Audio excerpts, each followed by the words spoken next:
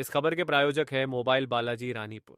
इस धनतेरस और दीपावली पर मोबाइल बालाजी लेकर आए हैं धमाकेदार ऑफर। सिर्फ आधार कार्ड पर पाएं कोई भी मोबाइल 0% डाउन पेमेंट और 0% ब्याज दर पर। तो यह दिवाली हुई अब ईएमआई वाली दिवाली। मोबाइल बालाजी का पता है यूनियन बैंक के बगल में, पारिया जी की दुकान, रानीपुर झांसी। मोबाइल बालाजी यानी खुशियों की हर कॉल अब आसान।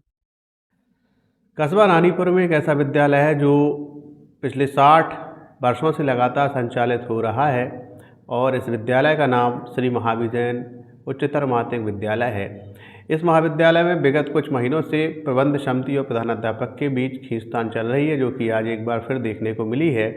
तो वहीं आपको बता दें कि प्रबंध समिति के द्वारा पूर्व प्रधानाध्यापक ठाकुरदास अहिरवार पर कुछ गंभीर आरोप लगाए गए थे, जिसके संबंध में प्रबंध समिति के द्वारा 8 बिंदुओं पर आरोप पत्र तय किए गए। तो वहीं इन सभी गंभीर आरोपों के लिए एक जांच समिति का भी गठन किया गया, जिसमें 3 लोगों के द्वारा जांच समिति गठित की गई और इन लगाए गए आरोपों पर जांच की गई, जिनमें कहीं ना कहीं यह बताया गया कि आरोप सही है और उन्हें निलंबित किया जाता है। तो वहीं निलंबन आदेश 17/10 यानी कल ठाकुरदास अहिरवार को सौंप दिया जाता है। इस संबंध में एक पत्र और प्राप्त होता है, जो कि जिला विद्यालय निरीक्षक के द्वारा महावीर इंटर कॉलेज को लिखा जाता है, जिसमें भी गलत तरीके से अध्याचन के संबंध में कार्रवाई करने की बात कही गई है। तो इस संबंध में टाइम्स ऑफ बुंदेलखंड की टीम के द्वारा दोनों पक्षों को जानने का प्रयास किया गया, जैसे प्रबंध समिति से ही बात की गई और पूर्व प्रधानाध्यापक ठाकुरदास से ही बात की गई। दोनों ने अपना पक्ष रखा है। तो वहीं आपको बता दें कि यह विद्यालय अब हाल ही में इतनी प्रगति कर चुका है कि इस विद्यालय में ऐसा लगता है कि रानीपुर एवं क्षेत्र के समस्त इंटर कॉलेजों से कहीं ना कहीं बराबर या उससे ज़्यादा छात्र इस समय कॉलेज में अध्ययनरत हैं, जो कि एक अच्छी बात है।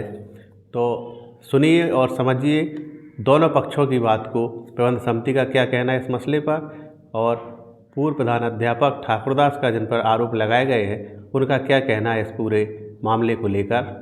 विद्यालय में किस तरह की एक बड़ी कार्रवाई हुई है, क्या कार्रवाई थी? विद्यालय में करीब बेवजह 2 महीने से जब से श्री बाबुल मुकुंद जी प्रधानाचार्य पद पर यहाँ आए हैं, तभी से अनियमितताएँ चल रही हैं और श्री ठाकुरदास जी ने इनको ज्वाइन कराने में हम लोगों को सहयोग नहीं किया और विभाग द्वारा जी आए थे तो इन्होंने उस पर अनुशासनहीनता दिखाते हुए काम किया।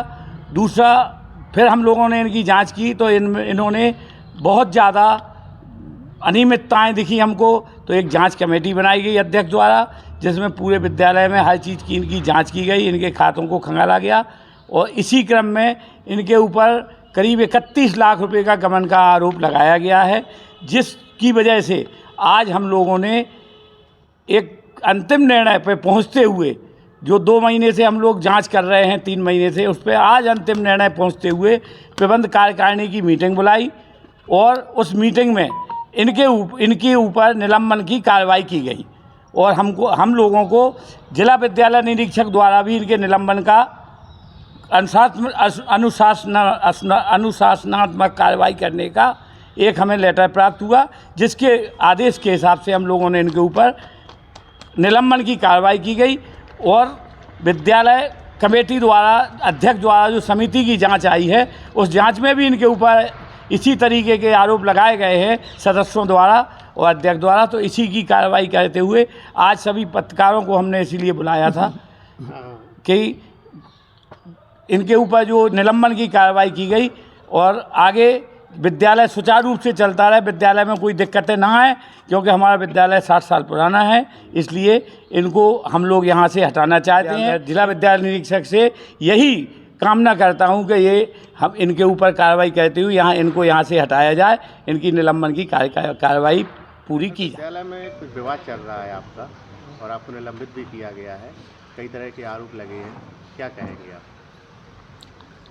देखिए सर, ये जो निलंबन आदेश दिया गया है, ये मुझे नीचा दिखाने के लिए और मानसिक और शारीरिक आर्थिक रूप से उत्पीड़न करने के लिए ये किया जा रहा है।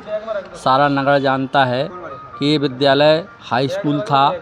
मैंने 2016 में अपनी मेहनत से इसको इंटर कॉलेज करवाया, जिसमें 200 बच्चों से आज 1300 से ज़्यादा बच्चे पढ़ रहे हैं। छात्र छात्राओं की संख्या आप देख सकते हैं कि 50% यहाँ लड़कियाँ पढ़ रही हैं। और ये लगभग 1.5-2 करोड़ रुपए की बिल्डिंग बनवाई गई है और कम से कम 10 लाख का फर्नीचर भी बनवाया गया है।